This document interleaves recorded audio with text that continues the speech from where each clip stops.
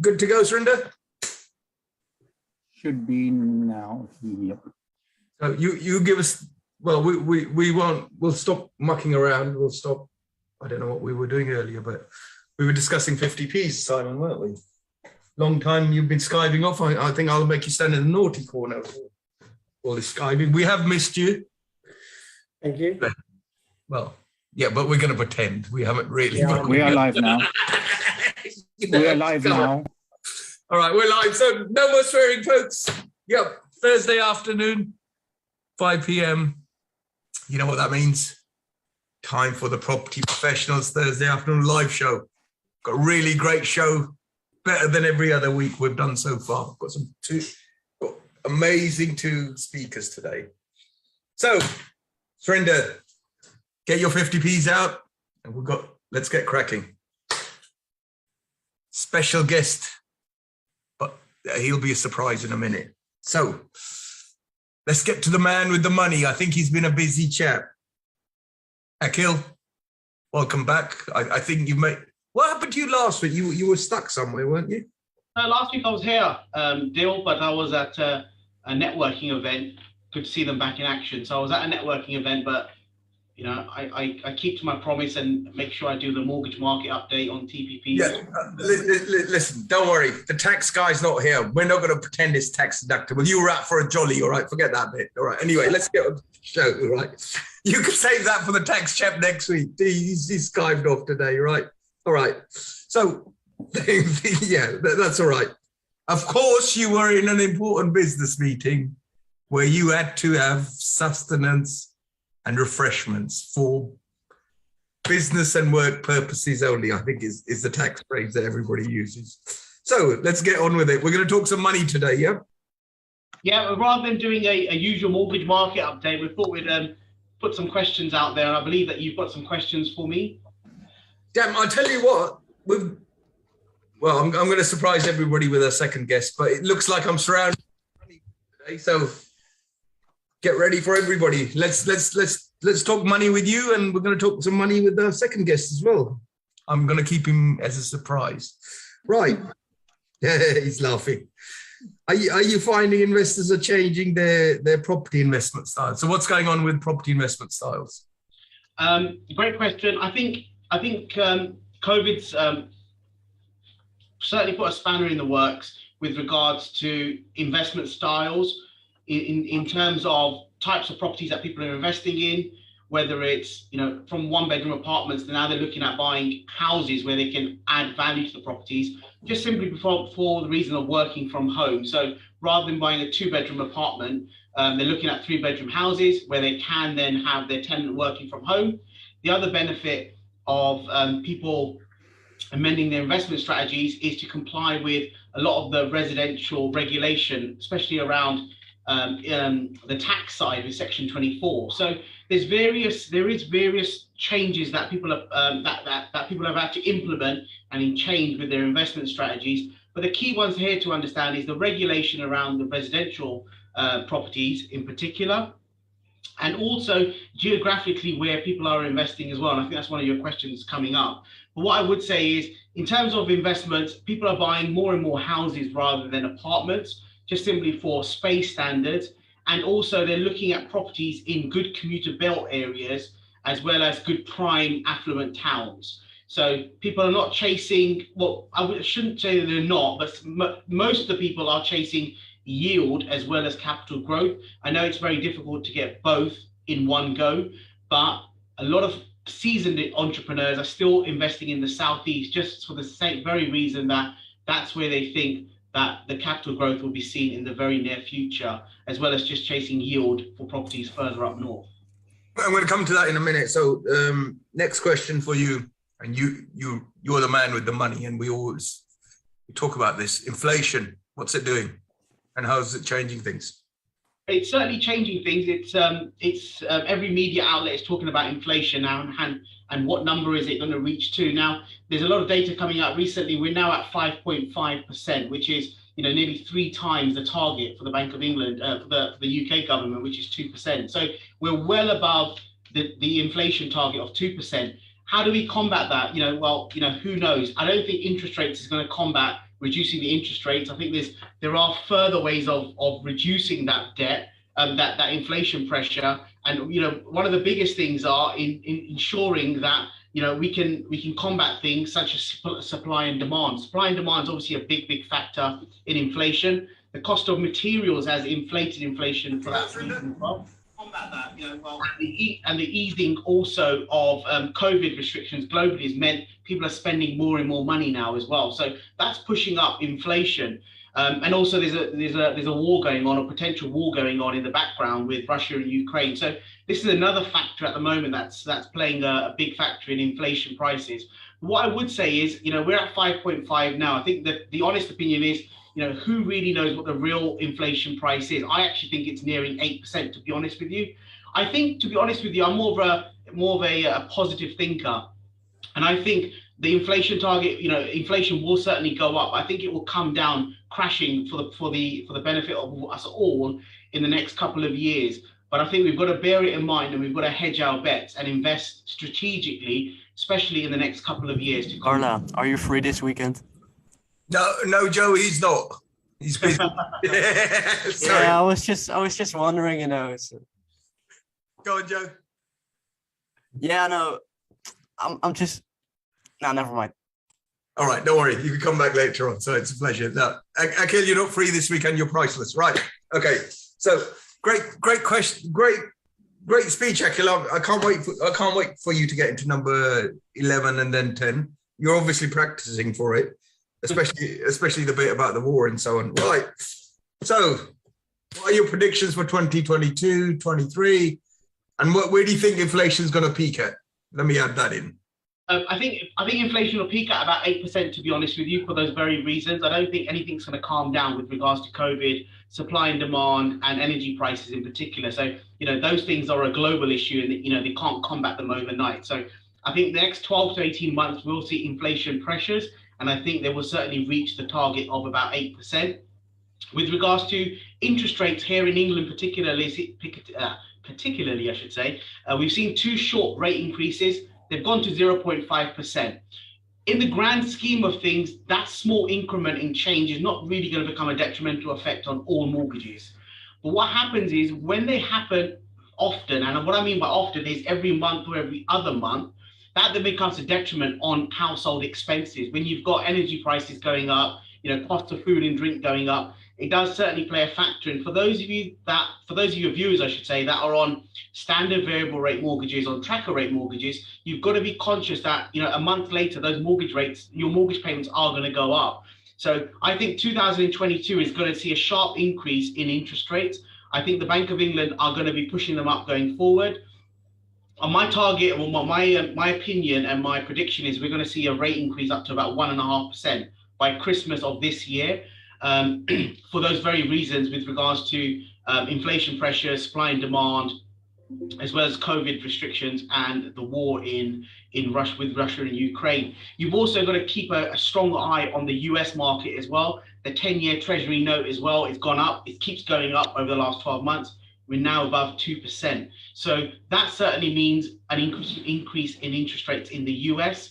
As I've always said over many years, when the US, if there's a little sniffle in the US market, the world will catch a flu. But are you free this weekend or not? So what I would say there is you've got to be mindful of rate increases. It's paramount. It's going to happen. So what do? You've got to make sure that you review your portfolios now rather than later, and then you also have a good power team around you to understand economic fundamentals as well as the mortgage market as well.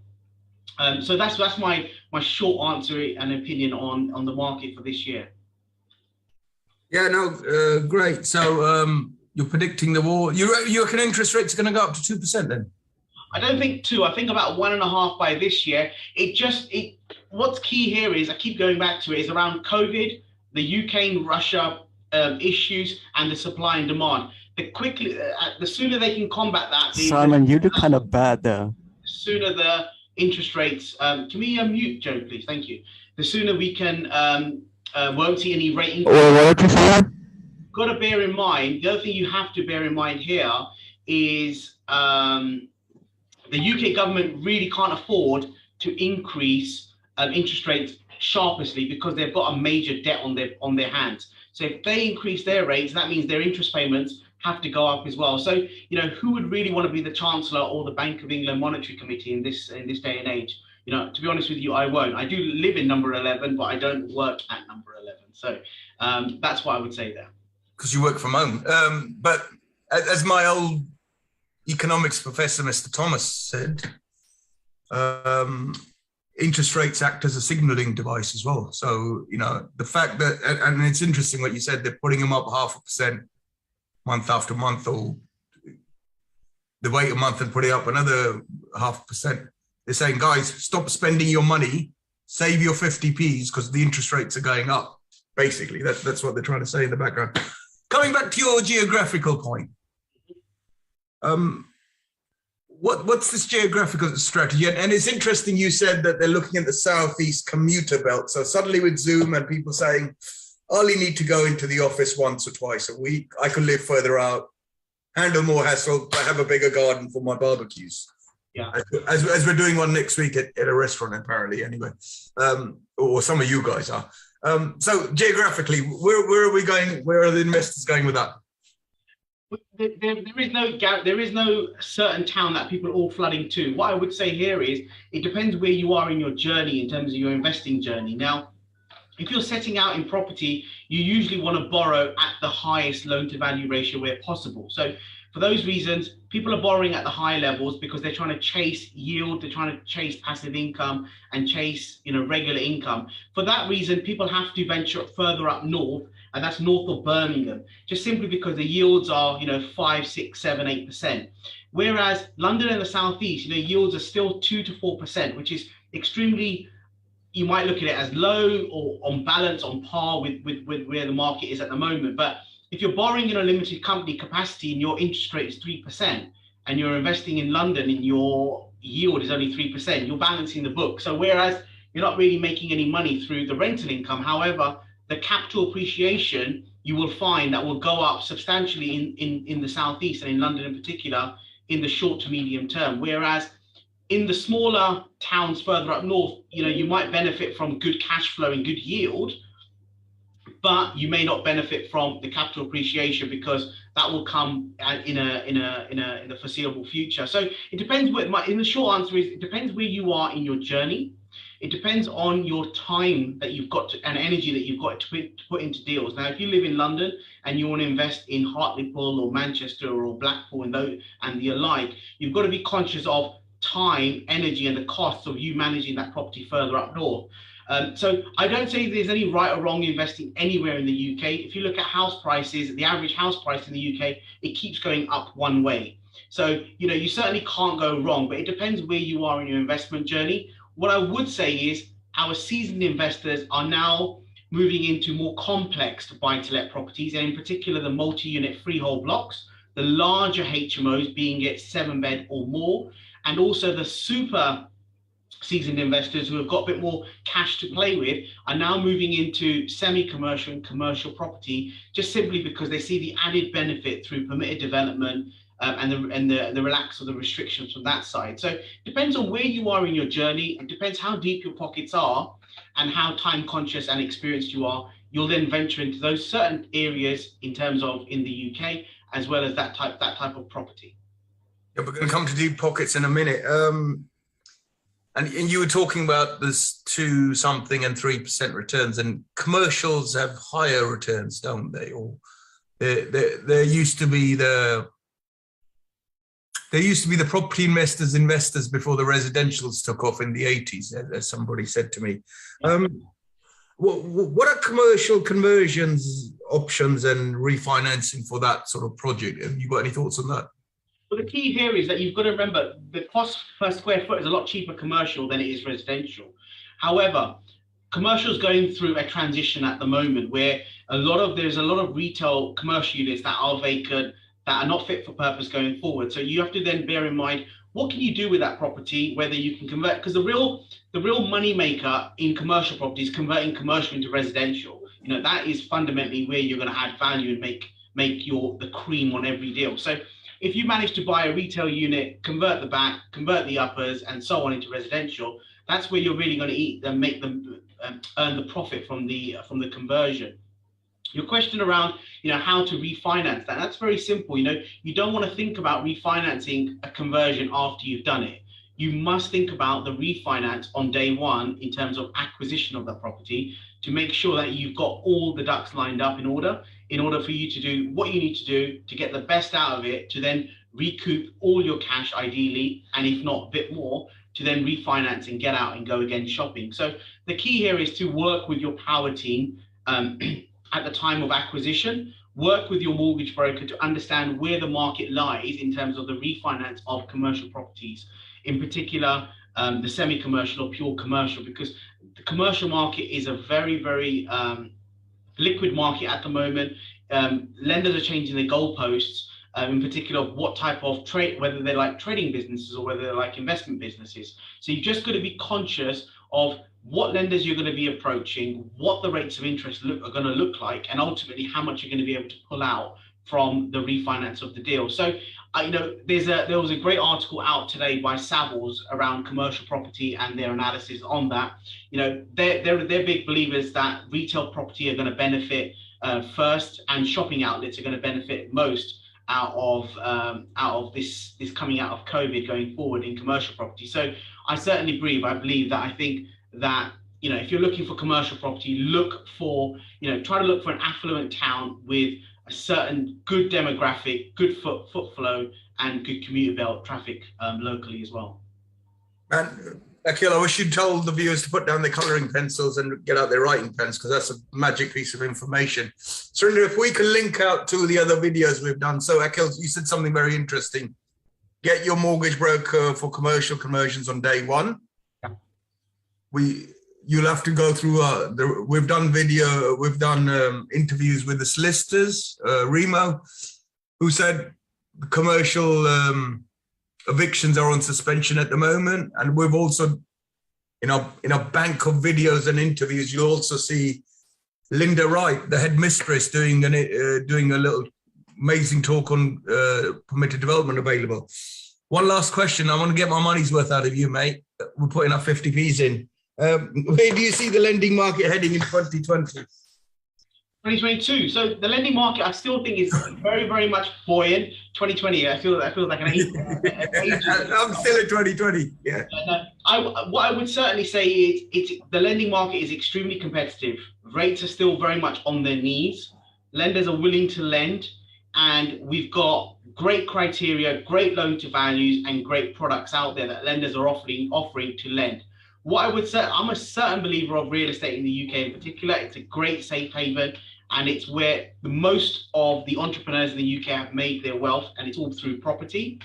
I think the key here is to understand the type of investment you're getting into, and before you get into it, understand what you're going to be doing with that investment property and where the value add is, and then looking at refinancing it at the uplift value. So I certainly think it's a very competitive market. I still think there's money to be made in buy-to-let in particular, albeit here in the London and the Southeast where we're sitting. I don't think we're going to see double-digit growth as we did in 2021, where it was 10%, 11%, depending on which index you look at. I think we'll be at 6 or 7% increase in property prices, but what that does mean is the market is still very much buoyant, and that then shows confidence in the market. And you can see that through all the analysis, through the market commentary that we're having at the moment. So it's all about your individual goals. I still think, you've got to look at your individual cases and work. And I keep going back to it, is work with the power team. You can never know it all. It's, the market that we're in is always changing. So, educate yourself, join the channels that you put on every Thursday at 5 o'clock, because there's always something to learn. But what I would say is, I think it's a great market to be in. There's plentiful of lenders out there in the market. Rates are still very much low, whether you're borrowing in your personal name or a limited company capacity. And you can borrow up to 95% if you're borrowing it for your main home purchase, or even up to 85% for a buy-to-let. So, why would you not? Back in the day, Deal, you probably remember in the 80s, interest rates were probably, 13, 14%? and now they're at 1%, 2%, and 3%. You know, would you bite my hand off today? No comment. I don't want to give away my age, but you're not wrong there. So, Well, we were paying 25% at the time to borrow money. Wow. we don't want to know where you got your 50p's from, Srinder. Akhil, so that ends the running speech for Akhil, the future mayor. Hi, Simon. Still, Akhil, just a quick question there on the back of what you were saying. Is the rumours true about people not investing so much in buy-to-lets? Are you seeing any change there? To be honest with you, I haven't seen it because since the last couple of years, our phones have never stopped ringing, and nor have the inquiry levels. I honestly, hand on heart, we are so busy at the moment. We just don't know what to do with the business. But our business and our team has been growing throughout the last couple of years. So, on hand on heart, no, certainly not. I'm talking more they're saying the more matured buy-to-let investors are disposing it. You might be getting new people buying them, but is that true or not?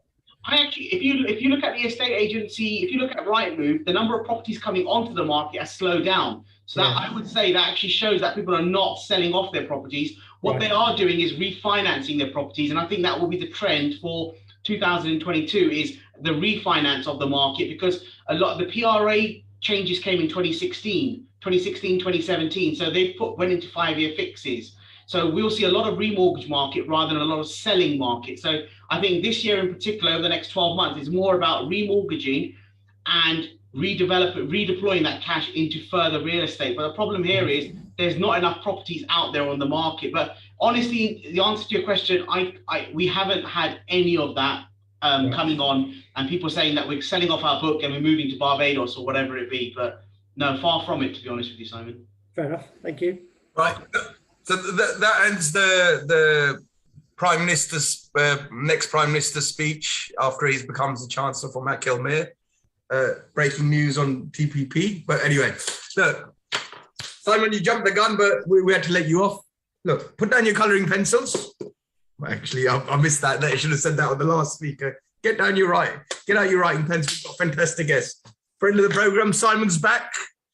He's been skiving for a while, but we'll let him off. Before we let Simon on, and he's another man with more money, and he's going to talk about more money.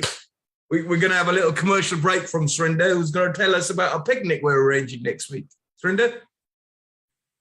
Right, yes, we have a meeting of our TPP, the first one since the pandemic, and it's going to be a social gathering rather than a speaker-led meeting. So we'd like to invite everybody to come along. It's on 24th of February, Thursday, starting at 6 p.m. at the Laguna restaurant. All the details are posted on Facebook and everywhere else on our pages. That's probably Laguna saying we're running out of numbers. So yeah, book yours fast. Contact Srinder on Facebook. Laguna in Ealing, lovely restaurant. And full meals or 4-course meals, so come and enjoy yourselves. Yeah, and you might broadcast it as well. So next week, no speakers event, but you might have a restaurant. It might turn into a restaurant event. That's right. So anyway, we're working on it. You're working on it. So you're going to take your 50p's to the Laguna in Ealing. Right. All right. So that's enough of that. No, enough jollity. Right. Simon, back to the question in hand. Money. Simon, great friend of ours, knows what he's talking about. Worked in the banking industry for 25 to 27 years. Don't boo that. He really does know. He's one of the good guys. We only have good people on here, right? Simon, I'm going to stop faffing about. I've got my writing pen out. Srinder's going to put the 50p's on, and you can share slides. So off you go, sir. Okay. Well, thank you for having me back on the show. It's a shame I can't make your social next Thursday because I'm away. Hang on, Simon. It's not a social. It's a working meeting for tax deductible purposes. Okay. Don't tell Arif that, for God's sake. Okay. Well, whichever way you look at it, I think it will be. It's lovely to get back to face-to-face meetings after so many Zooms. So I hope that goes well, and I look forward to coming to the next one when you get cracking with that. I've got to let's get the so why I am here today. I've been invited by Dylan Swinder to talk to you guys about SAS and SIP pensions, and really about how you can use your pensions to invest in property instead of staying in the stock market. There's a pension wrapper out there. People are not familiar with it. It's becoming more and more with people in the know, people coming to property events, they're watching other people and thinking, wow, I've got a pension fund. I could do that with my pension fund. And Dill was joking about I'm the man with the money, but really you're the man or the woman or the person with the money in your pension. You might not know how to use that to invest with inside a property journey. So this chat today is about a existing pension fund, how you could use that money to invest it on a property journey, and how these wrappers differ to a traditional pension. So let's just go through that. So just a little bit about me so we know what's going on today. Dill already alluded to it. I was a regulated financial advisor and an accredited mortgage broker. I stopped practicing in 2013 and now run a financial consultancy basis because we do a lot more than just the wealth and arranging mortgages for our clients. We got involved in property and many other things. So I know all about pensions, I know the rules, but I'm not advising today. And whenever you make these decisions with your pension funds, you have to, well, you don't have to, but our recommendation is you should always seek financial advice. I'm only going to say that the once in this meeting because it's so important. Every financial decision, that's what you pay these people the money for, to actually get financial advice, and that's key to these conversations. But anyway, so what we would look at, so if you had a pension fund already in existence, let's just put some numbers on it, and we see lots of people with 100,000, £500,000 in a pension fund these days. Ones who've worked all their life, build up these significant pension funds. There's people out there with millions in pension funds now. And what do you do with it? That's a real interesting question. What are you doing with your pension fund?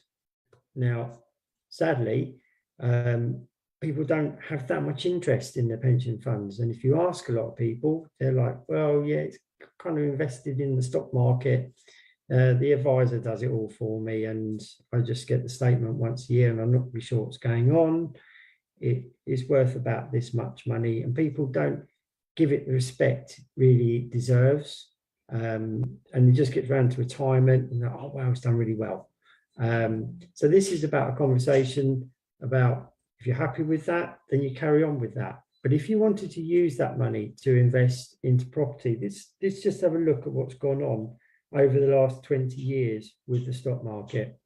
So if you just take the FTSE 100 index, which is the top 100 companies in the UK, and you looked at that, it would show you that the market indice was around 7,000 points.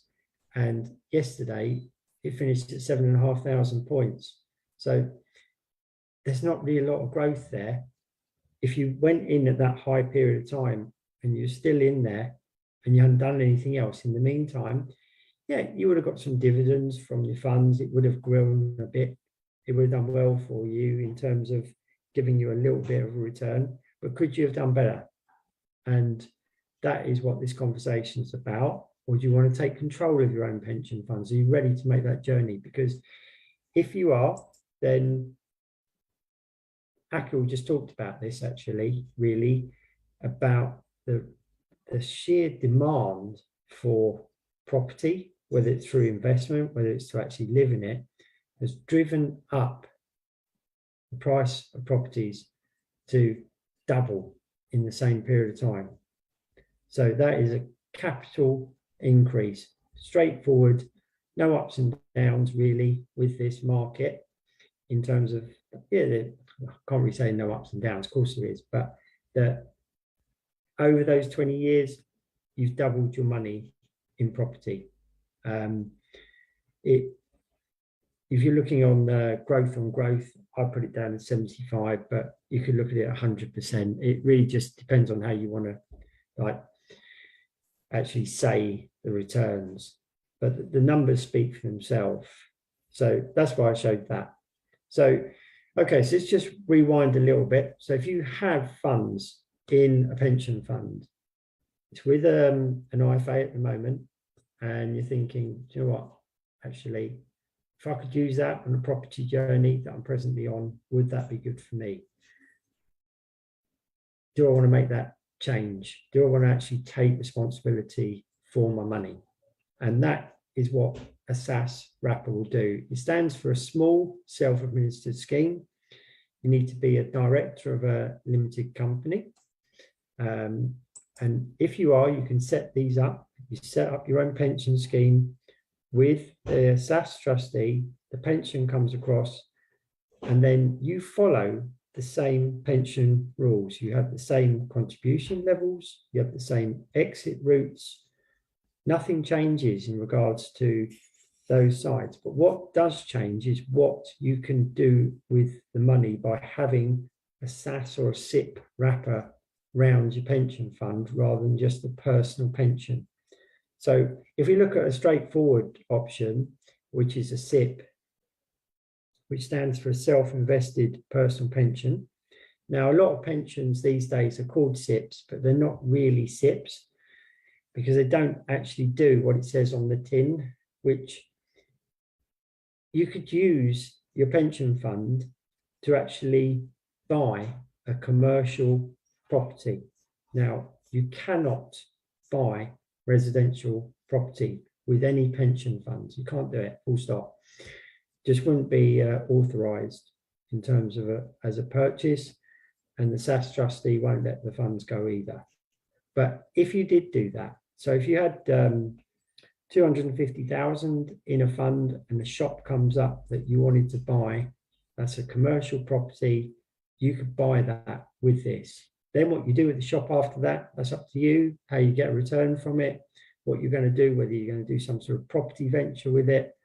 But what I'm showing you is a way of taking your pension funds and starting your property journey with it. And that's the real, you don't need to ask a bank for the money. You don't need to ask anybody else.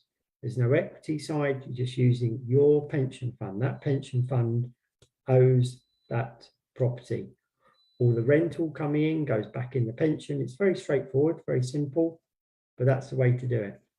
There is also the opportunity to approach a bank and ask for a 50% loan of the value of that shop. So you could buy something bigger for 375. Obviously, you've got to keep the mortgage payments going and the rent coming in, the costs, all of that. It's all going to go through the pension, but it's still real. It's a real debt and it's a real fund. So that's something you can consider. On the bottom of it, of this slide there, which I make these slides available, is a really good blurb by the Prudential. So it's one of their 4-page PDFs around buying a commercial property using your pension funds. And so I've cut and pasted that into this and quite happily suggest you have a read through that if that's of interest to you. But if you buy a SIP, the only thing you can do with it is that.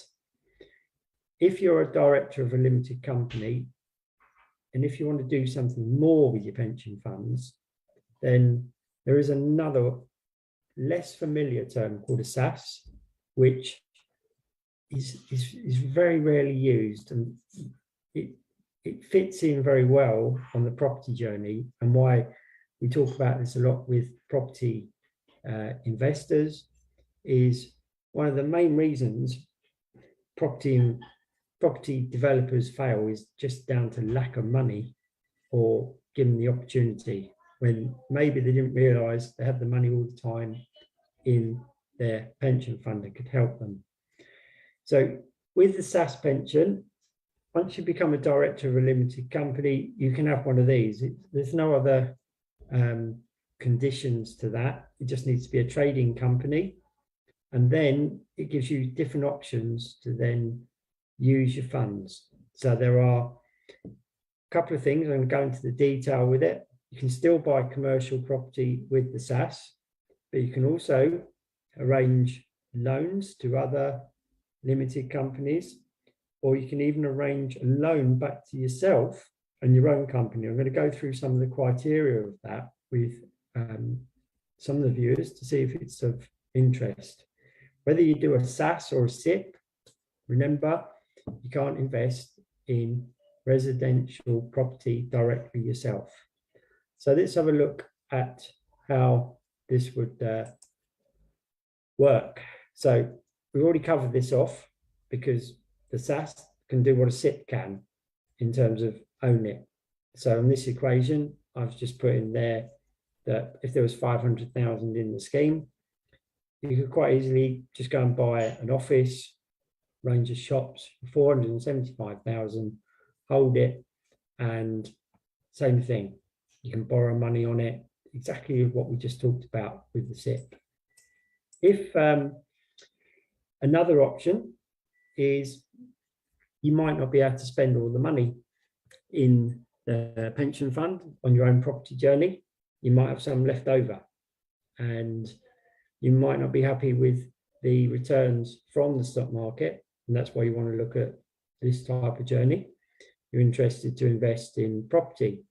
So what you can do, and if you look at the title of this, it quite clearly says it's a third-party loan, and it must be an unconnected loan to a business. So not a member of your family and no one you're in business with. And these are key criteria that are strictly monitored by HMRC and SAS trustee.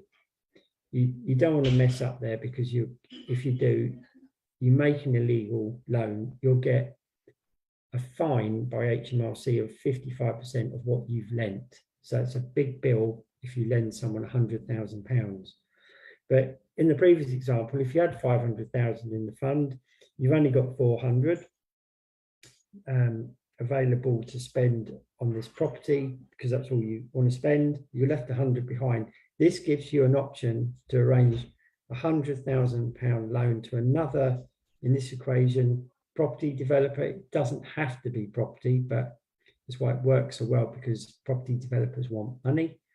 And they can usually offer you some form of security, like a first or second legal charge. So you actually start to act like a bank. So you're looking at a deal, you're looking at a proposition, someone's coming to you and say, lend me 100,000, I've got this property development on the go, I haven't got enough money to complete on it, will you join in on the equation, lend the money to me, we'll give you a fixed return, or even a return on the equity in the deal. It's up to you to set all the terms and conditions, from the security to the return that you're going to get. It is not like something that's set in stone around the loan. It's quite easy to arrange. You just literally engage with lawyers, and the lawyers speak to the SAS trustee, they speak to the property developers' lawyers, the loans all go through that side, and that's how the deals are done. So that's a way of maximizing it. Alternatively, if you didn't want to put this a loan to work as a venture, you can still invest in the stock market using your SAS pension wrapper. Obviously, it's not the best idea to do a SaaS and just invest in the market. There's no need to do that, stock market, but this provides a good source of fixed return on your money. So there's no ups and downs like with the stock market. If you lend the money, 10% return, you know at the end of the 12 months, £100,000, the interest return is 10%. Obviously, you've got to get the capital and the interest out of the developer. You've got to make sure that deal works. But that, in a nutshell, is why these types of loans become popular. So now this one, last part, is very key, and why lots of SaaS people exist in the property world. So what you're able to do is, if you had, and it works better obviously with larger sums in your pension fund, but if you had 500,000 in your pension fund, you can arrange a loan back to your own limited company of 50% of the value. So that's £250,000 you are lending back from your SaaS back to the limited company. Now, whatever your limited company does, so if you're a property development company and that's your SIC code, then that is what the business funds need to be used for. If your business makes cakes, then you have to use the funds for that. You can't just set the take the loan out and do whatever you like with it. It's got to match. There is one key difference in these types of loans to the other one. So this is where you need to pay attention to the detail, because with this type of loan, you're lending the money back to yourself. So the SaaS trustee and HMRC are rather keen that that money comes back to the pension, and to focus your attention, they will insist that you provide the first legal charge as security or a debenture of the value of the loan that you've taken against it. So you can't do it unless you can provide that type of security. It doesn't have to be yours. Obviously you need consent and legal advice, but you could actually, for example, use your parents or something like that as a property first legal charge, as long as they consent to it and they've had legal advice and understand what's going on. Because that's a brave move, but just so you're aware, that is the option. The loan is repayable over 5 years, and 20% of the capital is repaid each year. So what that means is, if you borrow £250,000, you have to repay £50,000 each year without fail, or the loan goes into default. So where that could work really well, we've seen it work really well, is when people do refurbishments or deals with permitted development rather than planning needed. So they get them done within 9 months. So they're not actually repaying the capital, because the loan gets repaid before the first capital repayment's needed. So you're using your own pension money to fund your property ventures. And with some of the deals out there, that's achievable. Can you do better than the stock market? That's really what you've got to be looking at as to whether this is the best use of your money. Lastly, on that one, you set the interest rate because it's your loan, your pension fund. So people say, well, I set it really low, but if you can afford it, it is a tax deductible business expense, but it's got to be at least 1% over base rate as a guideline. So even today, that's still very, very cheap money if you take it all the way down to that level, and you're providing yourself with 250 grand to then invest into your own property journey, and what you want to get in, what you want to get involved in. So with the SaaS and the SIPs, it's not right for everybody. I'll be clear on that, but it's quite interesting when we go to these property events, and I'm talk to people, I make speeches, people are not aware they can do this. So we're out there. There's 10 of us that meet up, talk about what we can do with the SaaS, and try and find deals, lend it to developers. That's what we do. So some of us get involved in our own journeys. Other people just sit in the armchair, don't do anything, and just invest the money with the developer, because that's all you need to do. But it really is that simple to get it done. It is a bit of a laborious task to actually set it up, and we can help there in terms of helping you on that journey. But SaaS is all about you taking responsibility of your pension funds, and I always say that to people at the start. So it's a bit of a form-filling exercise that you've got to go through. So that's really it. The delays at the moment is just about HMRC approval for your SaaS scheme, and that's anything from 3 to 4 months at the moment. So it's not a quick process anyway to get it set up. It's not fraud or anything like that you might see on the internet. The fraud comes in the other end when you start lending the money out, and that's where you need to be careful around the deals that you're lending and what you're doing, because you are taking responsibility for your money. So my details are on the bottom here. Happy to take questions today, or you can just email me, contact me on these numbers, and yeah, just go from there. Happy to provide the slides to Surinder if anyone wants to see them at a later date, or maybe just watch it back on YouTube. I think might be another option anyway, or the social media channels that we're going out live on presently. But I hope I've covered it well enough for you guys to understand today. It's not always the easiest topic when you talk about pensions with people, but it's straightforward when you weigh it up in your head, as in, what do you want to do with your pension funds? Do you want to leave it in the stock market, or do you want to invest it in your property journey? That's really the question you ask. And if it's the second, and you're a director of a limited company, you should be looking at a SaaS. That's my suggestion. Simon, thank you very much. I had a bit of an emergency there. I think I run out of 50p's, but Surinder so kindly put some more in. But it is an interesting presentation, because one of the major resources in property is money. And although it sounded like a joke, I wasn't joking. We've got the money men here today.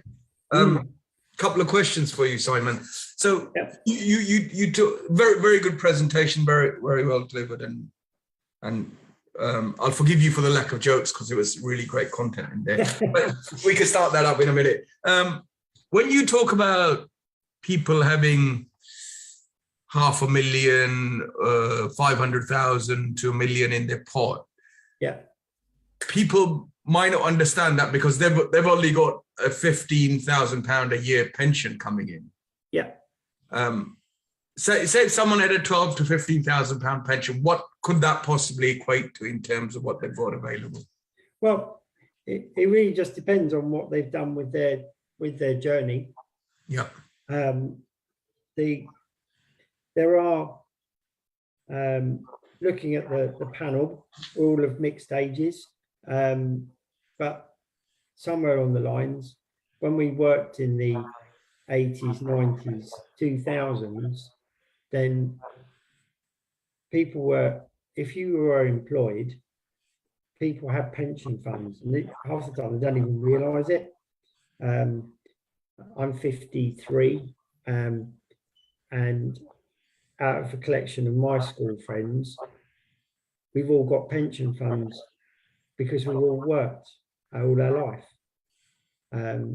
I was the first to go self-employed 8 years ago, but I mean, before that, I worked for 28 years with a bank. And this is the key to it. People you talk to, they say, yeah, I've got a pension fund actually. And you're like, well, yeah, but I can't touch that till I'm 55. This is the chance to change it, because you can change it now. You don't have to be 55. If you haven't built up a retirement fund, what have you done for your retirement would be a question an advisor would be asking you. Maybe you've set up buy-to-let investment properties. Maybe you've done something else. Maybe you're relying on inheritance. You know, it's all a collection, but SAS pensions applies to people with pension funds.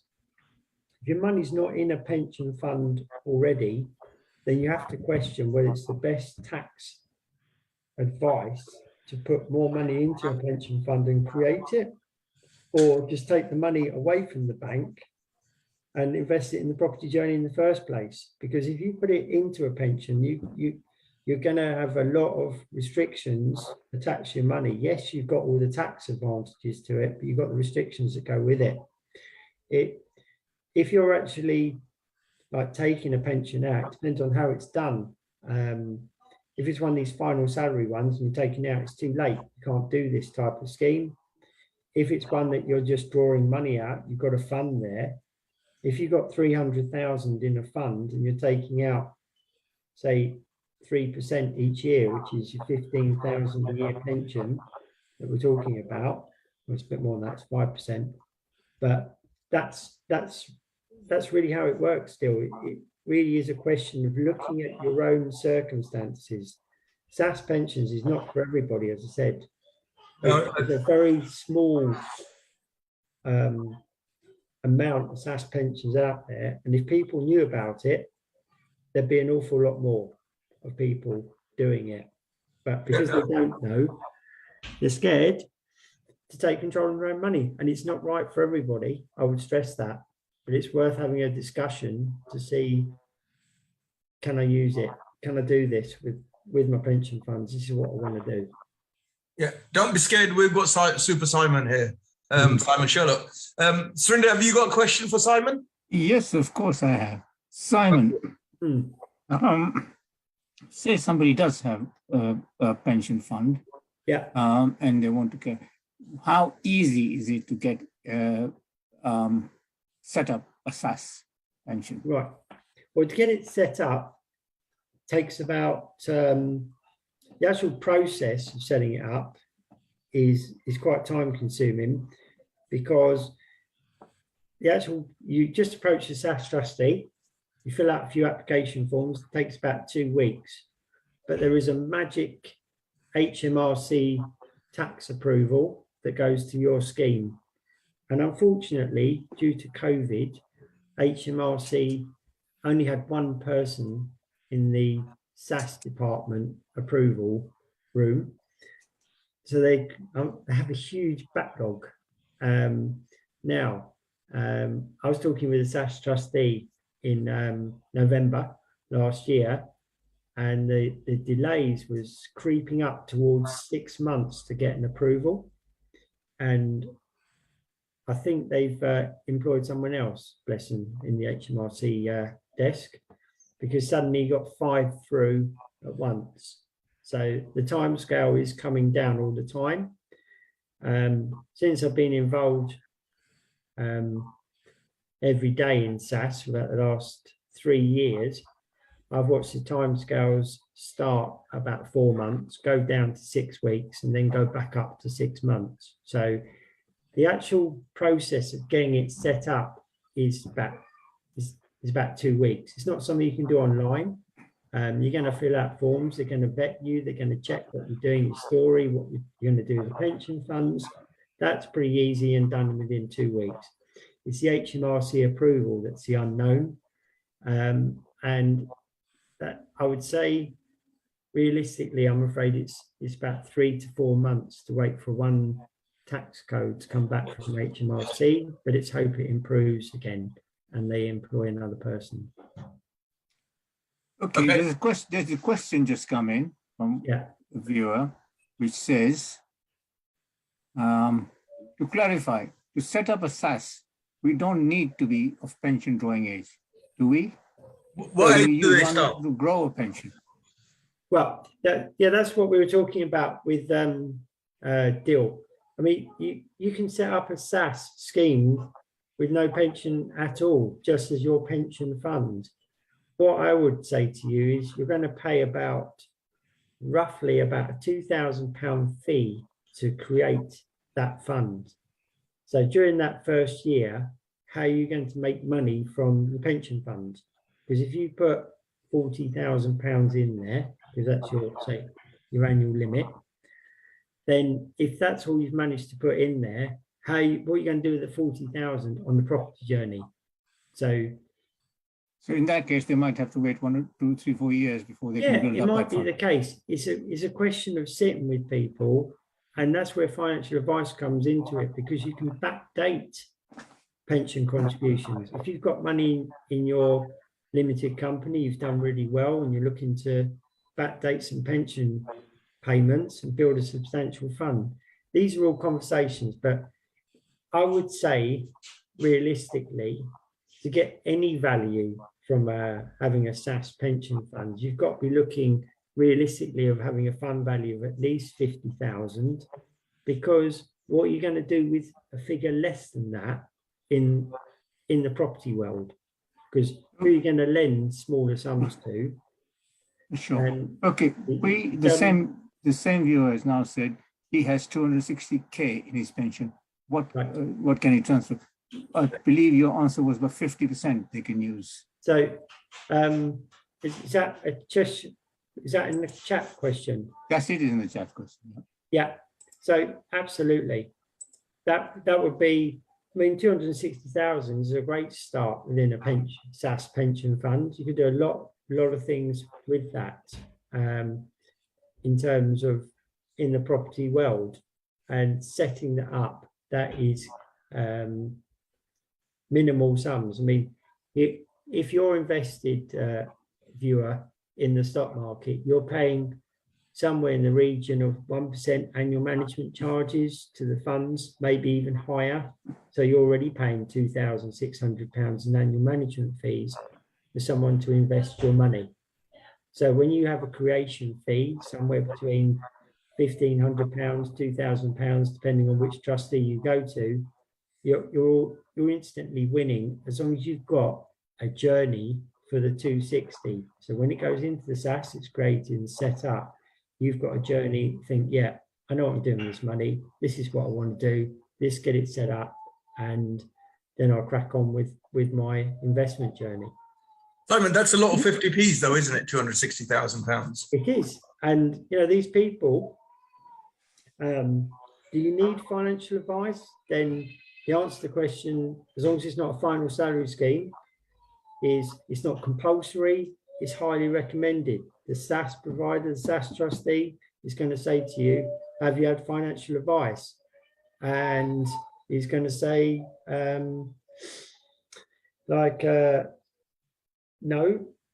they'll still do it for you, but they want to know if you've had financial advice. Okay, now coming back to this mysterious trustee, and the other question was, my question was going to be, how much does it cost? That you've answered. The trustee, how do you find and work with this trustee, and what financial advice you need before you go to the trustee? So with the trustees, there's a collection of them out there. It comes back to the original conversation about SAS pensions, SAS funds that you hold. It's about you taking responsibility of your money. The trustee is there to guide you through the rules. So when you go to the trustee and say, can I do this? The trustee is going to make sure that you don't fall foul of HMRC guidelines around what you can do with that money. And what are his fees? Well, the annual fee for running the fund is about £1,000. And that includes the cost of the trustee, does it? Yep. Well, Simon, that's not too bad. Is that fee fixed regardless of the amount that's in there? Yes. Yeah. Okay. So it doesn't matter whether you've got 500,000 or 100,000, still the same number. depends on what you do with it. If you do lots of loans and things like that, Yeah. there might be a few extra fees, like 250 quid for his time to process those fees on your behalf. But just to have the fund there running each year, if you've already done the loans and don't do anything, the annual fee plus, which includes a tax return done by them to the pensions regulator and HMRC on your behalf. It's about £1,000 between them. Some charge a bit more, some a bit less. So there's a collection out there of people to choose from. One of the ones that a lot of people go to is Whitehall because it's very cheap compared to the competitors. Whether or not that's the best one for you, it depends on what service levels you're after. So, Okay, just to clarify, you said first question he's going to ask you is, did you get financial advice? yes. Now, what type of financial advice is he sort of talking about? So the financial advice is around your pension fund. So what they're actually asking you is, have you considered the loss aspect of taking your pension away for you to manage yourself, invest in, say, a property journey and losing the lot? A financial advisor would sit with you who's qualified within pension transfers as well. You need to find a specialist pension transfer financial advisor to actually determine whether or not you are capable to invest your own money. And some people don't need that advice. They're quite familiar with what they're doing. They understand property. They don't understand the stock market. So that is what the advisor is going to do. He's going to sit with you and say, right, okay, if you take this money, you go off, you put it in the SAS, you lose it. How's that going to affect your financial lifestyle for your retirement? If you do really well for it, it's an irrelevant discussion, but that's what you're paying the advice for. And also they assess your risk appetite to see whether or not you have the right risk mandate to be doing this type of investment journey. Right. So if somebody wanted more advice, more clarification things, are you able to, as you said, you don't advise people, but will you talk to somebody? With SAS pensions, then it's about you taking control of your pensions. So we don't provide advice. The SAS trustee doesn't provide financial advice. The only person who can provide advice is a regulated financial advisor who specializes in pension transfers.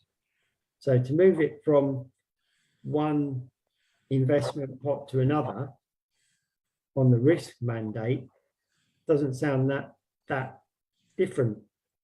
But where the difference is about you coming out of an FCA regulated product into a product that's regulated by HMRC and the pensions regulator, and you making mistakes, you will lose the money. Or possibly get fined as well. Yeah, and you won't get it, you won't have any protection, you won't be able to get it back because the SAS scheme is not regulated by the FCA. It's a bit like a home mortgage, which is regulated by the FCA, and buy-to-lets, which are not. So an analogy of that, not quite the same. Is that right? Yeah, I can see where you're going with that, deal. Yeah. Okay. Okay. So as I understand it, sorry, as I understand it, the journey would start with a pension savvy IFA for advice, and then follow up from there. Well, no, because when I speak to people and they get their head around it and they think, right, okay, I've got 260,000. Let's use your viewers' question. I've got 260,000 in a pension fund. I'm doing these property developments. I could really use some of that money to invest in these property developments. It's going to be my equity. It's going to be a really good move for me to do that. And I can make twice as much money as the pension fund's done. So when it comes back to it, that person has to decide, do I need financial advice to make that decision, or do I know what I'm doing with the property development? And you can't get away from that. At the end of the day, it's highly recommended that you have financial advice. So like people go and get a capital repayment mortgage. It's highly recommended you get financial advice to get a capital repayment mortgage.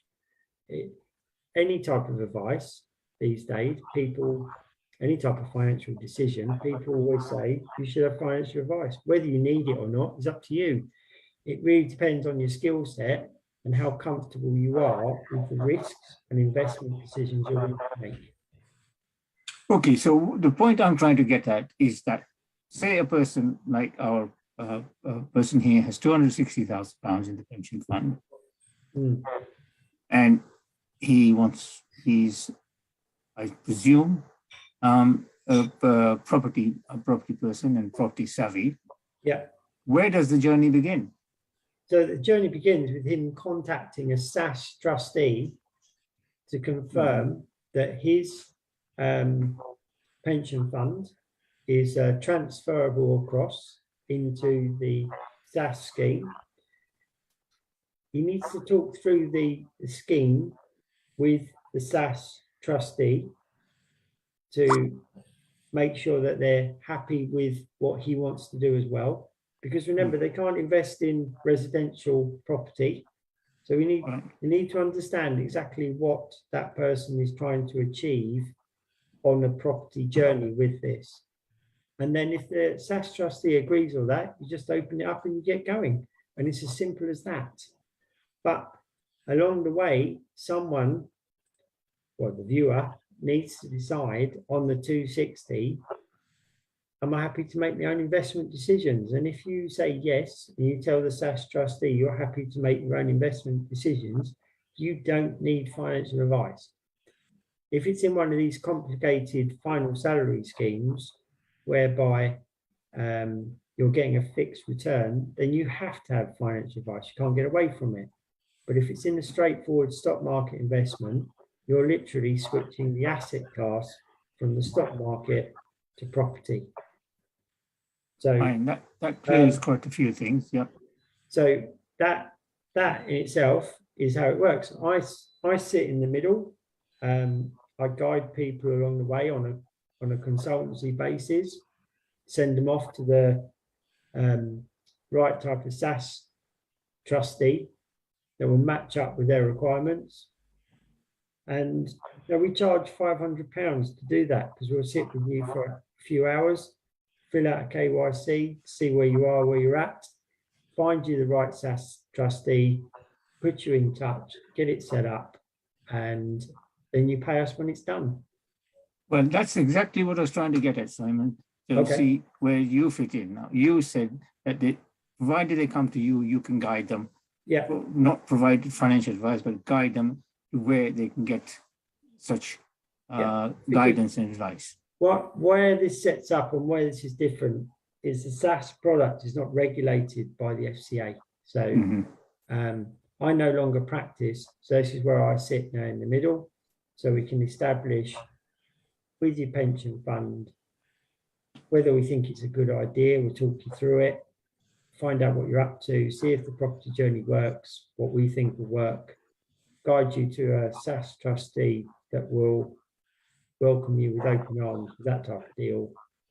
And when it's done and dusted, basically Simon, basically you guide and shortcut them through the process and find the right person for dealing with each of the issues.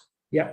If they want us to actually set up the SAS, because last count there's about 19 signatures needed across about 30 forms, then we do that as well, and we stay with you throughout the whole journey from start to finish.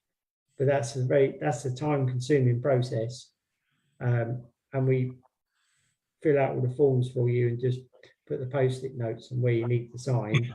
then we charge £2,000 for that journey as well. Yeah. Simon, there's another question in the chat. Yeah, Does government top up any of your contributions to the SAS right. as So they would with a standard company or stakeholder Right. pension? So the SAS pension wrapper, so if we just look at it, we've got personal pensions, we've got self-invested personal pensions, and we've got SAS pension. The word pension is included in all of those titles. So the rules on tax relief, pension retirement ages, pension drawdown, tax-free cash, nothing changes.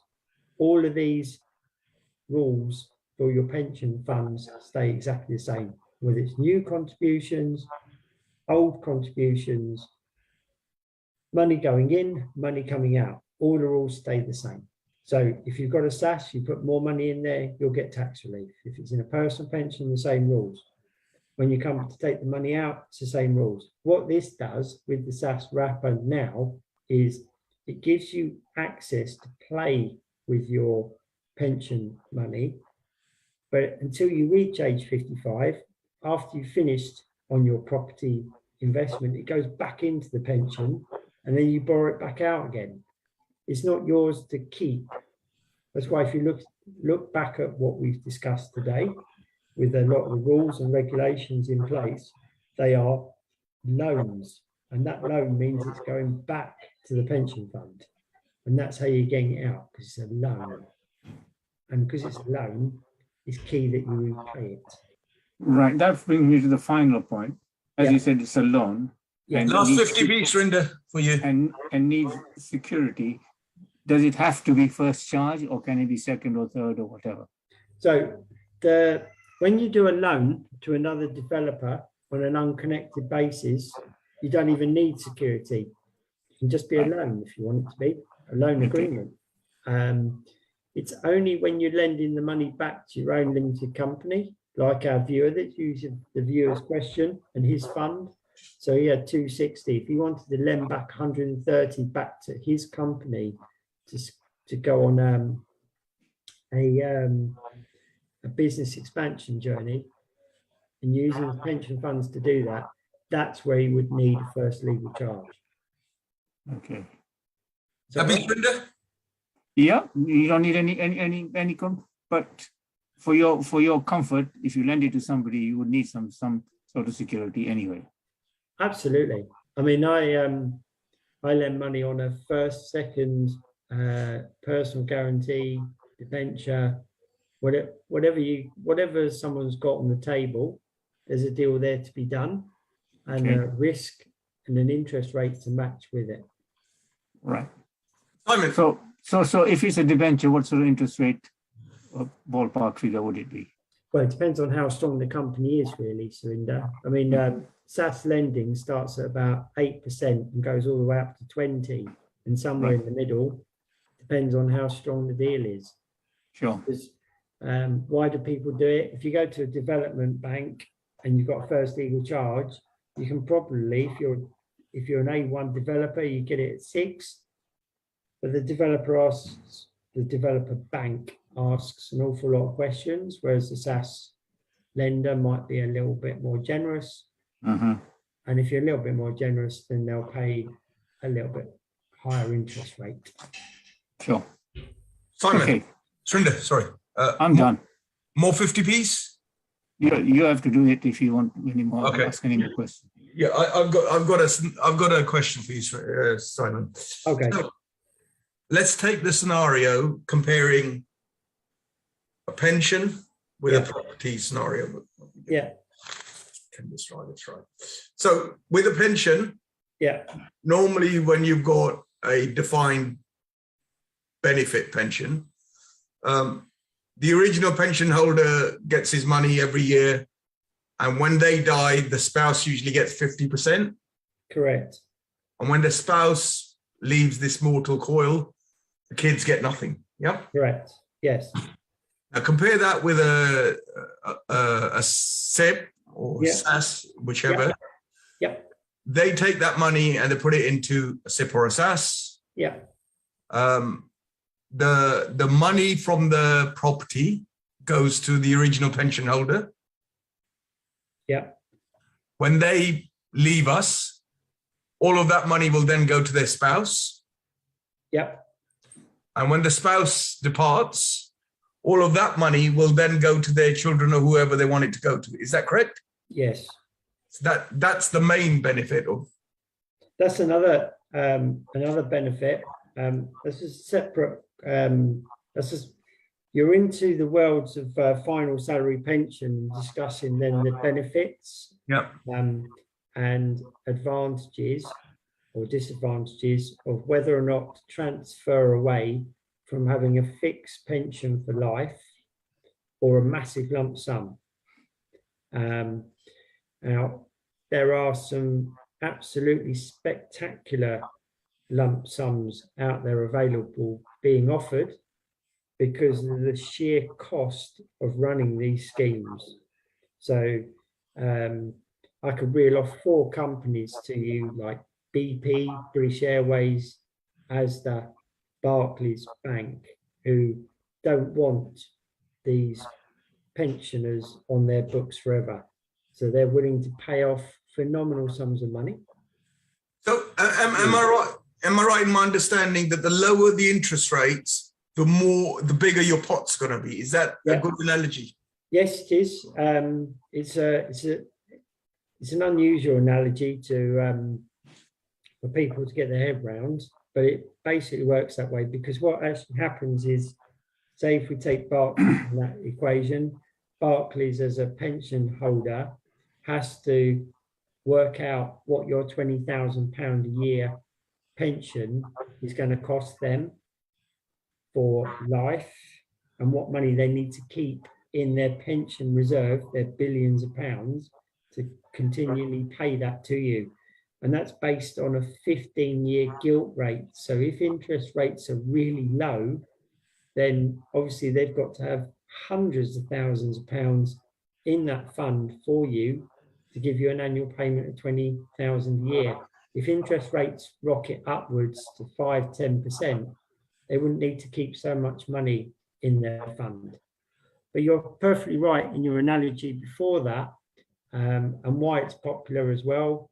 Someone gets offered £7,000 a year, I'm making these numbers up, but as an incentive to move away, they're being offered £200,000–300,000 as a lump sum.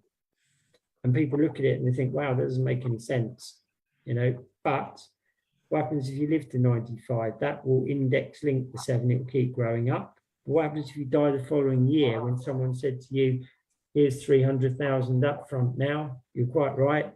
That 300 goes to your wife and children. That's a separate conversation they really deal with regards to pensions, because it's about getting tax advice, pension advice on if that's the right journey for you to go. It's very difficult to move funds away from final salary into your own pension fund. There's a lot of hoops to jump through to get there, and it takes about 6 months, but it's very worth investigating the numbers. And what's the age parameters? What age can you start and what age is it too late? Is there an age? They just recently changed the laws on this. So you've got to be age 50 now to actually consider transferring the pension away. Okay. From your existing provider. Okay. If you're below that age, there might be some, you know, bizarre rules and conditions around, but let's just go with that for now. That you've got to be 50 to actually transfer it away, because there's less. The FCA are really clamping down on pension transfers. They don't trust the British public to have these big lump sums of money and manage it themselves to fund their entire retirement. I mean, it's just how it is. Yeah, the reason I'm laughing, it's even worse in the States. That to be an accredited investor is even harder in the States. Yeah. And I listened to a YouTuber who's phenomenally wealthy, and he goes, I might be wealthy, but I haven't got a clue in financial investments. And he's really funny in terms of how he phrases it, but that's a good point. Simon, earlier you said you can use your parents as security. Did you mean your parents or the assets that your parents? Oh, did I? Thank you for the correction. Yeah, I knew. Well, I don't know actually. I haven't actually approached a SaaS company and actually asked them if I could use my parents as security. They probably prefer the house, though. I think now. So will you do that and come back next time and tell us if you can use your parents as security? Yeah, or maybe we just correct that to your parents' property as an example. No, I like your parents better. I think it's a great one as well. Deposit them in. Yeah, exactly. And speed up the inheritance. Well, the HMRC will have to look after them then. Precisely. You see, this is a win-win for everybody. Yeah, magic. Simon, is there anybody that you think would be useful for us to bring on in this affair of understanding for our viewers? How do you mean, Dill? Someone that you think would be useful to do a program with and drill into this a bit more in depth. Someone who will complement you. Yeah, that's it. Indeed. That's the big word I was looking for. Yeah, I mean, in terms of the SaaS world, there aren't that many of us out there. There was a guy I was talking to during the wonders of COVID. His name was Neil Ryder, and he's a real SaaS guru. I know a lot about SaaS, but SaaS is a huge book and Bible to read through with loads of grey matter in there, which is subject to opinion. But I spoke with Neil last year, and he was very impressive on his knowledge. If your viewers want to drill down that deep into, the SaaS rules and regulations, sometimes it's a bit mind-blowing. Talking about pensions for 45 minutes. The exciting bit about SaaS pensions is what you can do with it, investing into it. And halfway through the journey, you find out it might be even better because you can do something else with it. But the main nutshells around what I've done today, covering the sort of benefits of what a SaaS pension plan can do for you. If viewers want to drill down into it, then that's a guy that you should probably speak to. I think can we ask you to organise that for us, you and Surinder? Yeah. So, I get excited when I think about the number of 50p these pension pots contain. I think it's magic. But Simon, look, thank you for your time. It's been super interesting, really worth looking into. Come back when, I'm guessing when we're a bit more into the summer and when you can get hold of Mr. Ryder and Surinder, I'll get you to organise something with him if you wouldn't mind. But how often is the social meets? We should have a chat about that. Is that going to be a quarterly event? Simon, it's not a social meet. It's a business meeting. All right, the face-to-face TPP business meeting. That's it. Araful Killer. On 24th of February at 6 p.m. I was listening at the Laguna Restaurant in Ealing, and there is how many tickets left? 4? Sorry? There's only 4 tickets left, is there? There's only 4 tickets left for that, yeah. Yes. So, yeah. Because we have limited space there. Yeah. We will consider. Would it be? Is it going to be a quarterly event? Do you think? Well, we hope we can do it more often than that, but quarterly would be of our first starting point. Yeah. Oh, all right. Depends what Mr. Coronavirus says, doesn't it? Really. I think Mr. Coronavirus has no say anymore, according to the government. Yeah. Deal, come on. As for the 28th of February, coronavirus does no longer exist. Yes, right, sure. According to the government, anyway. It's evaporated. Yeah, it's gone. We're going into a different show. We might get banned in the American territories for that. But look, Simon, thank you. It's a pleasure as always. Yeah. And Fantastic. If any of the viewers got any questions, you can reach out to me. I'll happily reply back. Great. Thank you. Thanks very much. Surinder, Anyway, thank you Right. for having Yeah. Thank you for inviting me. no show next week. In-person No live event. Actually, you might do a. we are thinking of trying to get the logistics working if we can broadcast, but it will be at a later time. We don't start till 6 o'clock. So we'll just do a Facebook Live on it. Okay, Facebook. Well, you could do a YouTube live as well. Actually, I think. Well, see who's there. Yeah.